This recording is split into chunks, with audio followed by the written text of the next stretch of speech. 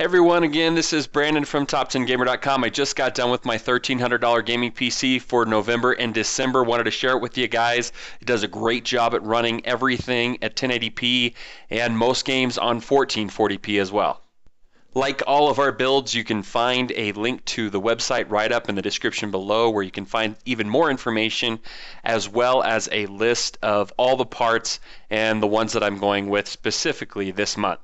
Okay, so let's start out with what most of you are interested in, and that is what graphics card could you fit into this kind of build. You know, I could have cut back even more and put even more into the graphics card if I wanted to, but I wanted to make sure this build had a solid state drive, and so we're going to take about 40% of our overall budget, roughly $500, and put it towards a graphics card. So in this category, you have a few choices that you can go with. 500 bucks, that's a lot of money. So you can go with the GTX 780. You can go with an R9 290, which you can get for about $400. You can go with the R9 290X if you step up about $50 at $550. And then you've got some good Crossfire and SLI options. For SLI, you could go to GTX 760s. And for Crossfire, I'd go to HD 7950s. So as for me right now, which one would I go with? You know, that's a pretty good question. I don't want to be touted as an AMD or an NVIDIA fanboy, but no matter what I pick, and even though they change on every single build, somebody says something about it, but for here, which one would I go with? The GTX 780. Now, some of you might be thinking, hey, but the R9 290X does a better job, and even the R9 290 has slightly better performance in most games right now. And if you're saying that, then you're probably right on. However, I will say that right now, as I see it, the GTX 780 is a better overclocker. It won't get Mantle. It won't get that performance boost coming in December, but it will have GPU-Z. So right now, if it's me in this price point, I'm still going with the 780. Okay, so let's take a look at some benchmarks that I found on the web. We've got BitTech and Tom's Hardware here, two websites that I trust. I highly recommend you guys go take a look at them for anything that you guys are doing. But for Battlefield 4 here, as you can see, the 780 is going to give us around 63 FPS and 1080p on full ultra settings. That's on average. It's going to have dips and spikes. It'll be above that and below. If you're willing to adjust things, then you'll always be above 60. And I know a lot of you guys like to game in 120. You can reach that by adjusting the settings as well. Big question for people lately has been, hey, what if I want to go beyond 1080p? Well, the 780 will do a good job of that. In 1440, you're going to get 40.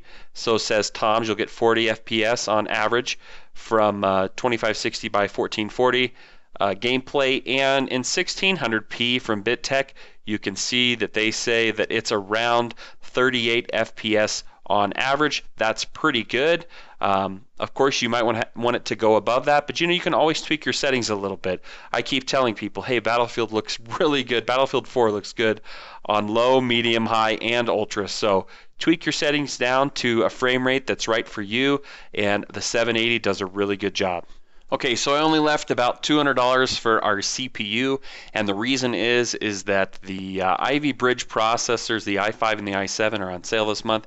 You can get the i7 3770K for about $300, and the i5 3570K for about $200. Now, if you go with the Haswell versions of these, it's going to cost you about $30 more across the board there, and probably an additional $20 to $30 more on your motherboard. So if we go to an equally performing Ivy Bridge processor that overclocks better than the Haswell processors, then you'll get similar performance and you'll save yourself around 50 bucks. Of course, there's good reason here to think that you could possibly go with the 8350 or the 8320. 8350 is a great overclocker, and from the partnership with PlayStation 4 and Xbox One, like I said in my last video, there's good reason to believe that we're going to see 8-core utilization in games. If you're concerned about that, go with the 3770K with that hyperthreading, you'll be okay. But other than that, me personally, I'd go with the Intel model. It just runs really smooth. It'll give you the better performance all around for the same price.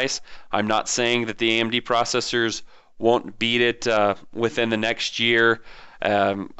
as far as Mantle coming out and some of the optimization that you'll see in games, but that 3570K just runs so cool and so energy efficient that honestly, it's the one that I prefer at the $200 price point.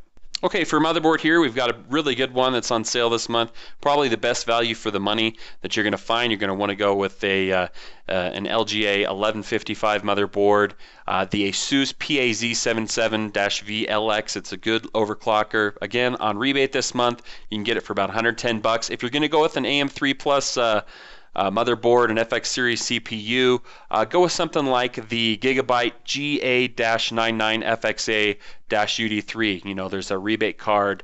I think on Newegg there's a rebate card and a rebate available for that, which makes it around $100. Okay, so for our power supply, we're going to go with the HX750 from Corsair. Guys, if you need a power supply, go to Newegg this month. This power supply, I think it has a $20 rebate card. Let me just get it right here. It's a $24 promo and rebate, and after that, it's $85. For a gold power supply, that's a great deal. It's enough power for this rig and more so. It'll allow you to upgrade, overclock, do what you need to do. So again, I'm highly recommending the HX750 this month if you need a power supply. Okay, so for case, I wanted something USB 3. We've got a pretty expensive computer here. You might as well get a decent case. I wanted something USB 3 with a window that's easy to use and that comes at least with a front and back fan. And the CM Storm Enforcer is one not only that I used in the past, but the one I'm using for my current rig, and I just really like it. It's great looking. It's got a great window, and it's got a 2.5-inch slot. It's easy to remove the other slots, and it's just so easy to use. So for $80, you go with a good case, and then you can use that for years to come. For solid state drive, we're going with the Samsung 840 EVO.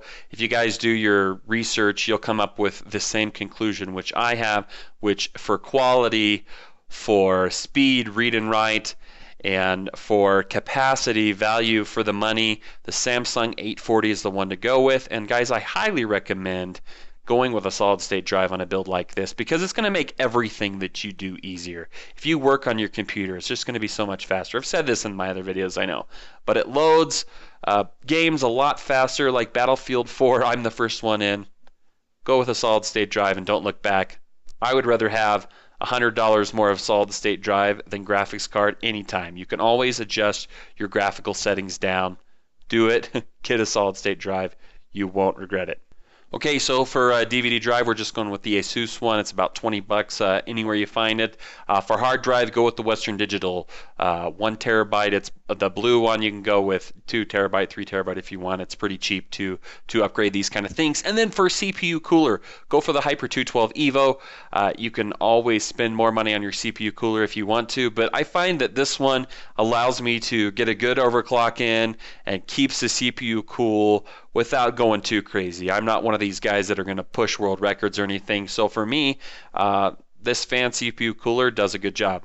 If you want to go with the liquid cooler, the H100i is another good option. Okay, so that's the end for this $1,300 build. We'll have a $1,500 build coming up next, then a $1,750 and $2,000 build to end our reloaded series for gaming PCs for the end of the year. Again, November and December, you get some great deals. I know Newegg had a period of time where you could get 5% off everything in addition to all the rebates and rebate cards.